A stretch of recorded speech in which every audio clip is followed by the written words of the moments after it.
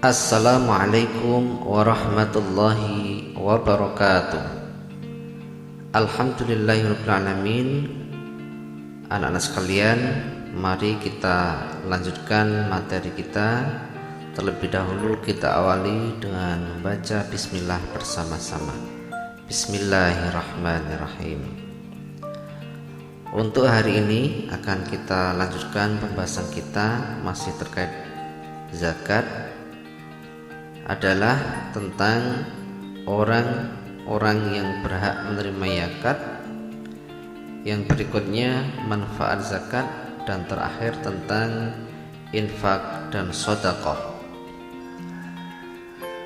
Harta zakat yang dibayar muzaki dikelola oleh amil akan diberikan kepada mustahik, yaitu orang-orang yang berhak menerimanya. Siapa saja orang-orang atau golongan yang berhak menerimanya?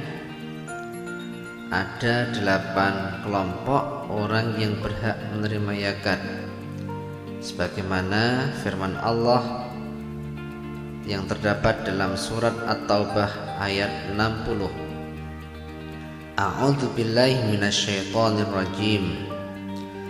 Innamas shadaqatu lil fuqara'i wal masakin wal 'amilina 'alaiha wal mu'allafati qulubuhum wa fir riqabi wal gharimina wa fi sabilillahi wa banis sabil fariidatan minallah wallahu alimun hakim.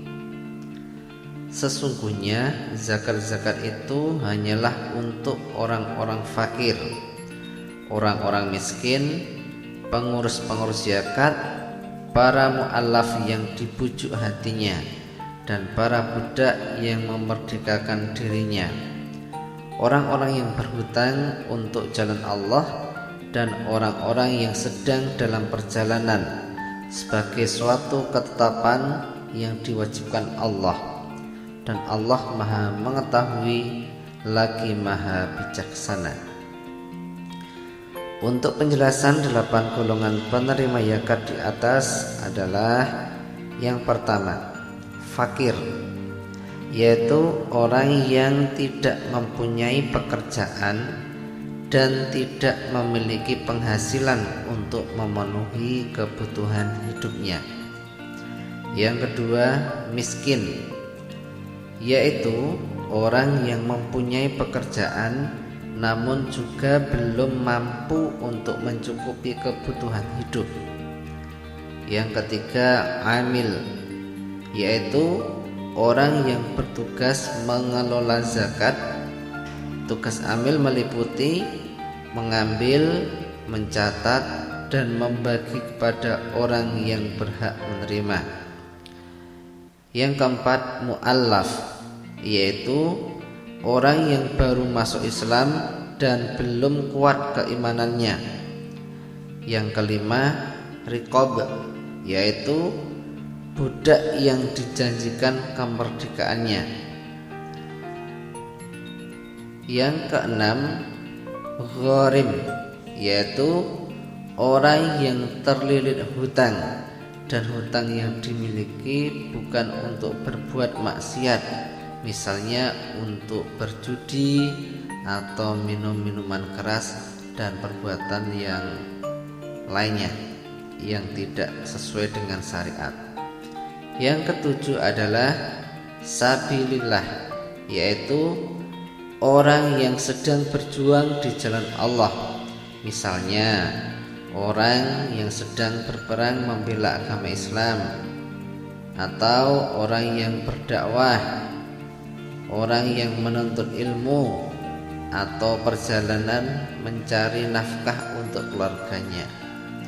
Dan terakhir adalah ibnu sabil, yaitu orang yang kehabisan bekal ketika dalam perjalanan dengan tujuan untuk kebaikan. Berikutnya adalah manfaat zakat. Setiap perintah Allah jika dilaksanakan dengan baik dan ikhlas akan mendatangkan kebaikan, baik di dunia maupun di akhirat. Begitu juga dengan zakat, jika dilaksanakan akan mendatangkan kebaikan bagi penerima zakat. Demikian pula bagi yang menerima atau mustahik. Di antara manfaat dilaksanakannya zakat adalah sebagai berikut. Bagi yang mengeluarkan zakat, mendekatkan diri kepada Allah Subhanahu wa ta'ala sebagai wujud rasa syukur kepada Allah Subhanahu wa ta'ala atas nikmat yang telah diterima, membersihkan diri dari sifat kikir dan tamak terhadap harta, membiasakan diri menjadi orang yang pemurah dan membantu orang lain. Zakat dapat membersihkan jiwa dan harta benda, menumbuhkan rasa kasih sayang dan mempererat ukhuwah Islamiyah atau tali persaudaraan umat Islam. Dan terakhir, mendatangkan ketentraman jiwa dan hidup. Sedangkan bagi penerima zakat, manfaatnya diantaranya membantu dalam memenuhi kebutuhan hidup. Yang kedua, terhindar dari rasa iri dan dengki pada diri fakir miskin. Yang ketiga, bagi mu'alaf dapat memperteguh dan menambah keimanan. Untuk selanjutnya adalah manfaat zakat bagi kehidupan masyarakat. Yang pertama, tumbuh kepedulian terhadap kesulitan orang lain. Yang kedua, mempererat rasa persaudaraan. Yang ketiga, tumbuh rasa saling tolong-menolong. Yang keempat, terhindar dari kejahatan dan tercipta rasa keamanan. Selanjutnya yang terakhir tentang infak dan sedekah. Infak secara bahasa adalah menafkahkan harta, sedangkan arti secara istilah adalah menafkahkan harta benda untuk kepentingan agama Islam dan bertujuan untuk meningkatkan kesejahteraan manusia. Setiap harta yang dibelanjakan untuk kepentingan agama Allah disebut infak. Menafkahkan harta di jalan Allah terbagi menjadi dua, yaitu yang wajib dan sunnah. Infak yang wajib yaitu zakat, sedangkan infak yang hukumnya sunnah yaitu sedekah.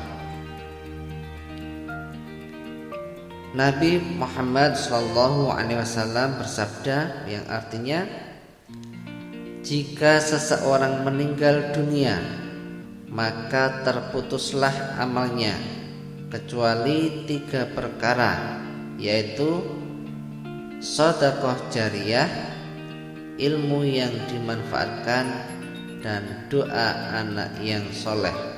Hadis riwayat Muslim. Selanjutnya akan Pak Gus sampaikan beberapa manfaat sedekah. Yang pertama, sebagai wujud syukur kepada Allah sehingga akan ditambah nikmatnya. Yang kedua, mendapat pahala yang tidak pernah terputus walaupun telah meninggal dunia. Yang ketiga, menumbuhkan rasa kasih sayang. Yang keempat, merekatkan persaudaraan. Dan yang kelima, tumbuh rasa saling tolong menolong antar sesama. Demikian untuk materi zakat, infak, dan sedekah yang dapat kami sampaikan. Kurang lebihnya mohon maaf. Mari kita akhiri pembelajaran dengan membaca hamdalah bersama-sama. Alhamdulillahirabbil alamin.